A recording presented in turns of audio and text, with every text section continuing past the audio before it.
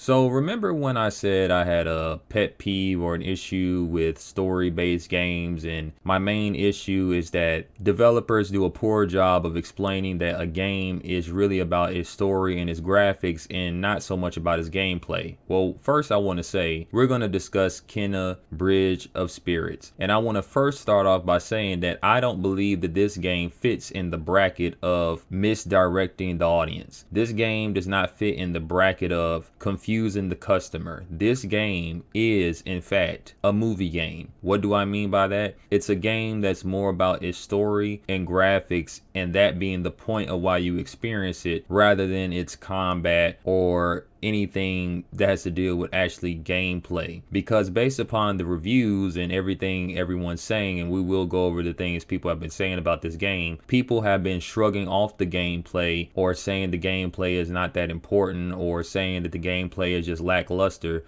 but praising the other aspects of the game. And I think it's important for me to go over some of these things. So I want to be clear that I'm not blaming the developers for this. They have every right to make whatever they want to make.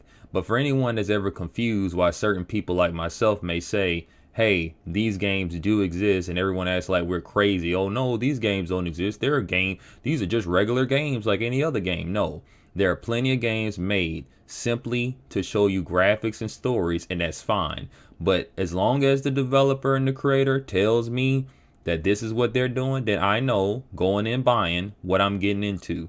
It's just like buying a game that's about creation. You know, when you play Minecraft or you play something like No Man's Sky, you kind of know, because how they advertise it to you, that these games are mainly about building and crafting and making things.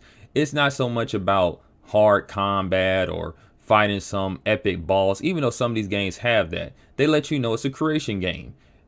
Not too many developers are letting you know this is a game really just to show you graphics. This is essentially a movie with interactive parts in it. The reason they don't do that is because they know subconsciously people don't want to hear that. But I think it's time for them to say it, because these reviewers, and we're about to go over these reviewers, are saying it. So let's get into it. Let's stop over at Eurogamer real quick. Eurogamer, like a lot of these reviews you will see, keep bringing up that this studio initially made an animation for Zelda Majora's Mask. They have to tell you this is an animation studio, and I'm gonna tell you why they're doing that. It's telling you that so that you know, the customer, if you read these reviews, to know going in that this is not a game about its gameplay. This is not a game trying to challenge you in the gameplay department, or forget even challenging you, just entertain you in the gameplay department. They want to entertain you with the graphics and the story. And this same writer went on to complain about things like Japanese and different Asian cultures being intertangled in this one game, and how it's, you know, conflicting because different ideologies and different religions, and something about there's a karma system in the game, but this gameplay mechanic conflicts with. So you could just see, some people will say, oh, that's them trying to be, you know, social justice warriors, and them trying to virtue signal for, you know, some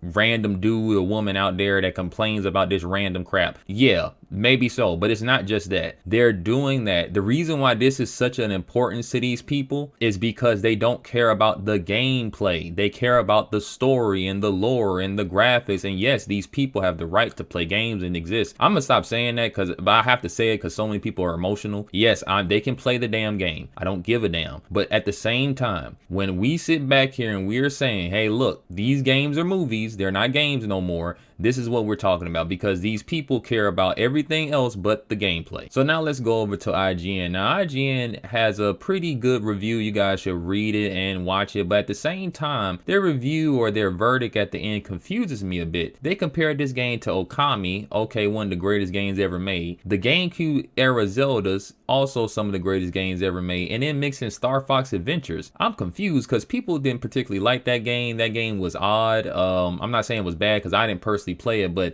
that's just a weird thing to throw in, but that's personal opinion. But the interesting thing is, if you read this, they keep talking about how it has outstanding pedigree in art and animations. Again, this is an animation studio with some really solid combat, fantastic world design, and a great balance of action, platforming, puzzle solving, and exploration.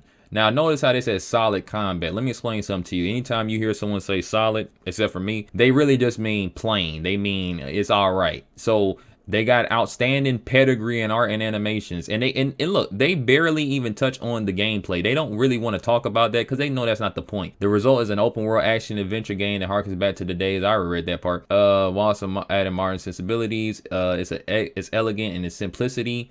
Though sometimes that simplicity left me wanting more options to vary in my combat approach. So at least they're saying, hey, look, I wanted more in the combat department. I never got to know Kenya herself, so now they're going back to story because they don't care. They really just they want a movie. They want a movie. They want an anime. They want to get to know characters. And I like all that stuff too. But what happened to the gameplay? Now here's Polygon, because Polygon lets you know for real how these people think of games nowadays. They tell you that the combat is well tuned or well oiled, and so is the exploration and the puzzles. But the game's rigidly sticks to a formula that we all seen before. You already know the rhythm and flow from countless other games. Now watch this. They say it's like God of War without the gruesome finishing moves. Now, what are the gruesome finishing moves in God of War 2018? They're just cutscenes. That's what's so it's first of all, this is a game for younger audiences or everyone. So why would you be expecting something? I mean, they can still give you some awesome looking move, but understand 2018's God of War, they don't even have the quick time events. There is no that's just cutscenes. So that goes back to they want movies. It's Ghost of Tsushima without its expansive cast of characters. So it's Ghost of Tsushima, a game that I heard some people say that combat was cool, but most people who like Ghost of Tsushima say, oh, the world is beautiful, the story is great. And look, it's Ghost of Tsushima without the expansive cast of characters. This seems like a children, younger audience type of experience, type of game, type of story. They don't typically have expansive amounts of characters that are diverse. So why are you expecting that? See, these people, even in their wanting of movies, they don't even know what movie they just bought. They bought a children's movie. You're expecting things that are not in children's movies. That's why, honestly, for me, again, the gameplay not being that advanced is not a big deal in this game because I understand what this game is. It's an art game. It's about focusing on the art, and it's for kids. So you could say it's a kids game. It's a young teenage to kids game, and those games typically aren't difficult. So I'm not tripping. But this is my point, that this attitude these people have about them wanting movies and not games, this doesn't, see, they don't know how to turn it off or on. They just keep it on. They always want a movie. They don't really want a game. That's why when a game comes out and it's just strictly about its gameplay, the games, they'll still review them well, but they don't really praise them. They don't really care too much about them. Now, I'm not talking about classic games, stuff that you just have to give a great review for because it has a name in the industry like Mario or something. If something came out right now that was just strictly solid gameplay, these folks wouldn't care too much about it. And I'm not just talking about these journalists. I'm talking about half of the people playing games nowadays. They don't care about that. They just want to look at something. They just want to see stuff move, and they don't care about the intricacies of the gameplay or how the systems and mechanics work. You start talking about stuff like that, they get lost. It's too difficult. They just want to look at a moving book, and that's fine. You have every right to do that. But again, I'm gonna reiterate, people like me who like these games too that y'all like, these movie games, but we also like the other games. When we're saying that these games are being advertised to us like they're doing both, but they're not. They're doing one thing. They're giving us a movie, not a movie and a game. They're not giving us Rockstar. They're not doing both. They're doing one. And when we get there and we get the game and we pop it in and we paid our money and we can't get a refund, we're like, why did I buy this crap? I didn't want to play this crap at this moment in time. When I feel like playing this type of game, I'll buy it. This is the issue, and these reviewers aren't helping. It also says it's Horizon Zero Dawn without the scrolling scope. So again, back to visuals. Horizon Zero Dawn is a horrible example of a decent game. Notice I said decent game because Horizon Zero Dawn has its ups and downs, its goods, its bads, but Horizon Zero Dawn as a whole, if you remove the robot combat, that game is trash. That's just my personal opinion. If you remove the robot combat, I can't tell you anything. That story is irrelevant. The combat with the humans is horrible. Go play that game right now. That game is buggy and glitchy. Maybe the PC version is better, but on PS4, that game is buggy and glitchy. The talking, the NPCs is so stiff and emotionless. Aloy, listen, Ashley Birch, the voice of Aloy, has voiced some of my favorite characters in games. That woman has a great voice. She can do great voice acting. Her voice acting in that game, it sounds like they told her, Ashley, act like you don't care. care. And that's exactly what she did. And if that was the plan, they did a great job, because she sounds like she's uninterested. That game sucks outside of the robot combat. They're comparing this. They're saying, oh, well, this game doesn't have what Horizon has. That's good to me. That means that I probably should check this game out, because I don't want what Horizon has. I want it to be far away from Horizon as humanly possible. And I almost missed this part. Listen to this. The list goes on. And when the formula is such an overwrought entity, how can anything really be magical? There are no real secrets in Kena Bridges of a Bridge of Spirits. Only collectibles. There are no mysteries either. Just more arena combat. This person is complaining. When they say, let me decode this for you if you don't get it. When they say there's no real there's nothing magical, there's no secrets, they mean like in the plot, in the story, dialogue. They're saying, oh, there's collectibles. Collectibles are secrets. But that's a gameplay thing. That's playing the game. That's a secret. They're referring to story secrets. They're talking about they want some juicy what's that stuff women be talking about all the time? Women. Someone's gonna get mad because I said that. What's that crap? They want drama. There you go. They want some drama in their game. And that's fine. I get it. I play games that got stuff like that too. But that's what they want. They don't want nothing else. They said, oh, it's just more arena combat. It's just also it's more gameplay. So they're complaining it's more gameplay. Remember when these folks sat back and said, do we need fun in games? When Kojima made a game where all you do is walk. Do y'all remember that?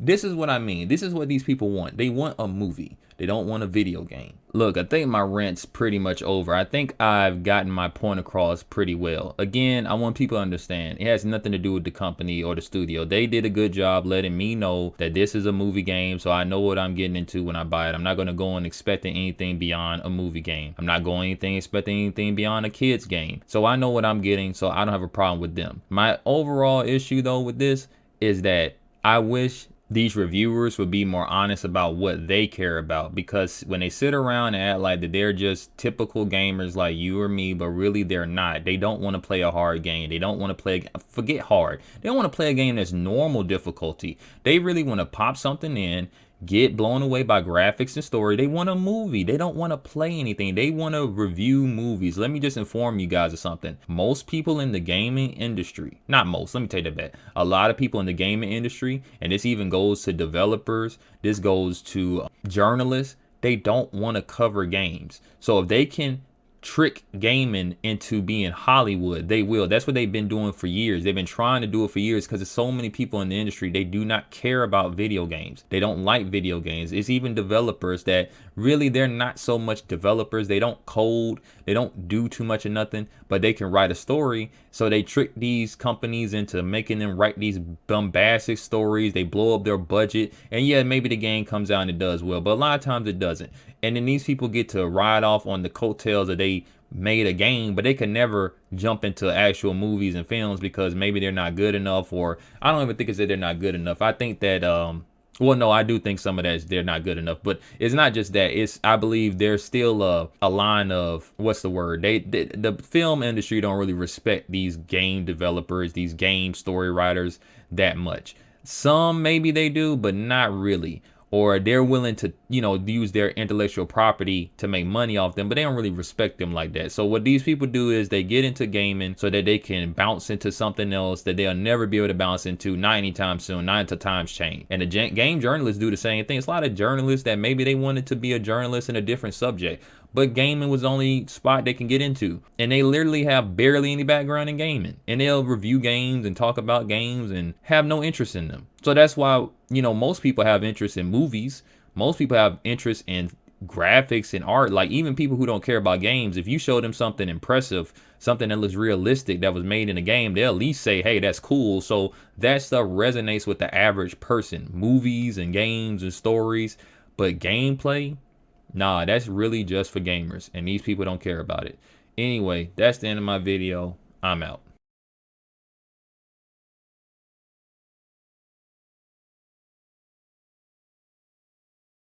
This is the start of a new IP. I do, because it's cool. You made a nice open worldy game with some combat and some puzzles and whatever.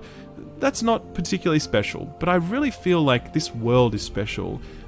These characters are special. The stories that are being told here is special, and the way they're being told is special. I think